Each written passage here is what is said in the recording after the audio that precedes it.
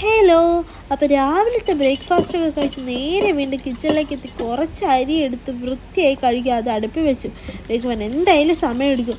ആ സമയം കൊണ്ട് ബാക്കി ജോലിയൊക്കെ ചെയ്ത് തീർക്കാമെന്നും കരുതി റൂമിലേക്ക് ചെന്നപ്പോഴാ റൂം ആകെ അലങ്കോലപ്പെട്ട് കിടക്കുന്നു. പിന്നെ ഒന്നും നോക്കിയില്ല, റൂമൊക്കെ തൂത്തുവാരി വൃത്തിയാക്കിയിട്ടു. അപ്പോഴേക്കും എനിക്ക് വിശക്കാനും തുടങ്ങി.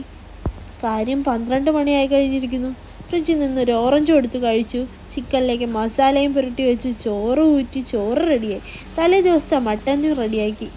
ശേഷം ചിക്കനും പൊരിക്കാനിട്ടു, തുണിയും വിരിച്ചിട്ടു. ചിക്കൻ പൊരിച്ച എണ്ണയിൽ തന്നെ കുറച്ച് ജിഞ്ചർ ഗാർലിക് പേസ്റ്റും സവാളയും തക്കാളിയും മസാലപ്പൊടികളൊക്കെ ഇട്ട് അതിൻ്റെ പച്ചമണമൊക്കെ മാറി കുറച്ച് നേരം ഇട്ട് വഴറ്റിയെടുത്തപ്പോഴേക്കും അത് റെഡിയായി. കുറച്ച് വെള്ളം ഒഴിച്ച് അതിലേക്ക് ഫ്രൈ ചെയ്ത ചിക്കനും ഇട്ട് വെച്ചു. അത് റെഡിയാക്കി റോസ്റ്റാക്കി വെച്ചു. അപ്പോൾ ഇത്രയൊക്കെ ഉള്ളൂ ഇന്ന് എൻ്റെ ലഞ്ച്. ഓക്കെ.